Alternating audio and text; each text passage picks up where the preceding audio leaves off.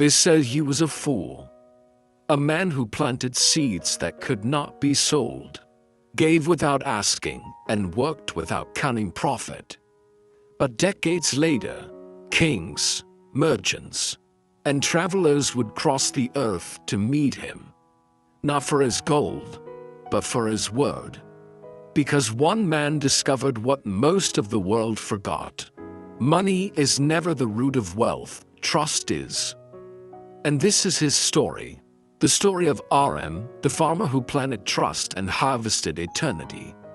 In a small valley between mountains of mist, where rivers carried gold dust from forgotten temples, lived a farmer named Aren. He owned little, a small hut, 2 oxen, and a hut people said was too open for business. When neighbors quarreled, Aren lent his tools freely. When the poor needed rice, he shared his grain. While others shouted at the sky for rain, Aren whispered to the soil with patience. Villagers mocked him. He gives too much, they said. He would die with nothing but good intentions. But Aren would simply smile and answer, gold can be stolen, land can be lost, but a promise kept lives forever. One summer, a caravan arrived from the royal city. At its front rode Aren, a silk merchant known for his power and cunning. He announced, whoever can supply me 10 carts of rice by season's end shall earn silver and status beyond imagination. Every farmer promised impossible yields. Every man swore loyalty to the merchant, except Aren.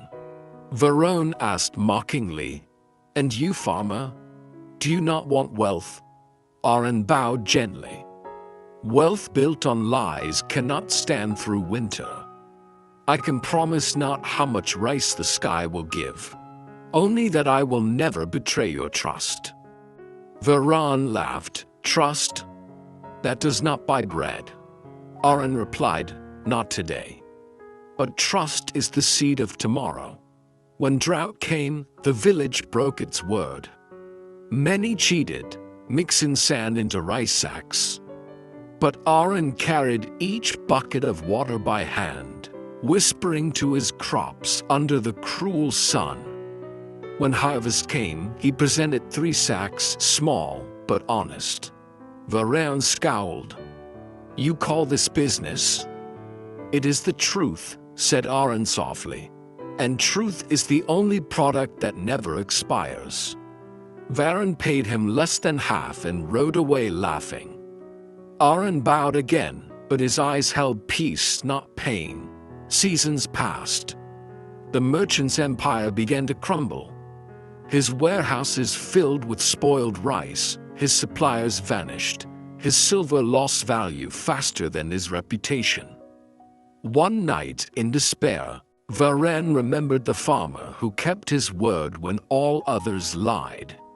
He journeyed back to the valley and found Aren older, thinner, but still tending his field. Aren knelt. You are right. I traded in gold and gained nothing. You traded in trust and became rich. Teach me. Aren smiled. I planted no secrets, friend. Only kept promises others forgot. Trust grows slowly, but its roots feed generations.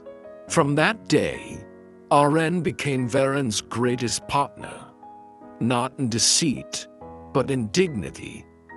And as their business grew, Aren shared every profit with the village that once mocked him. He said, if wealth is water, then trust is the well. Without it, every fortune runs dry. Years later, Aren's name was known across kingdoms. His family was honored, his fields fertile. But even prosperity has its temptations. His eldest son, Talon, wanted faster growth. Father, he said, we can double our profit if we borrow from the city and trade on credit. Aren shook his head. If your hand reaches farther than your honesty, you will lose both. Talon ignored the warning, borrowed heavily, and trusted false partners. Within a season, Their borrowed wealth vanished. But when the lenders came to collect, Aren did something the world could not understand.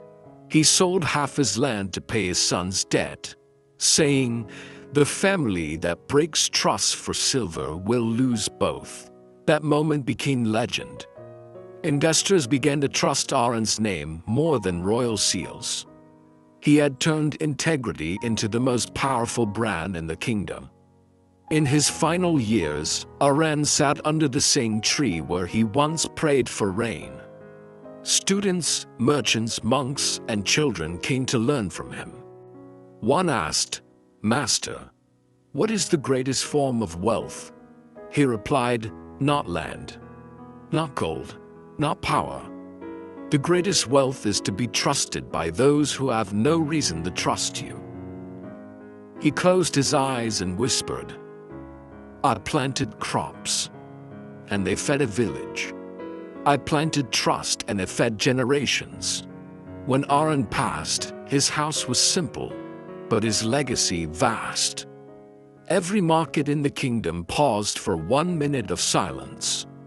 Every trader bowed, not to a rich man, but to an honest one. Before there was money, there was trust.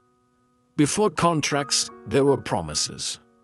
And before banks, there were hands that shook on truth. Empires rise on trust and collapse on greed. The modern world still plays the same game, only the language has changed. But if you understand this one law, you will never be poor. Trust multiplies faster than interest and outlives every currency. If you found wisdom in this story, my friend, then subscribe to Sethtra Business, where every week we share stories that build wealth for the mind, the heart, and the world. These are not tales for one nation. They are lessons for all who walk the earth and trade with the soul. Because money builds an empire, but wisdom keeps it standing.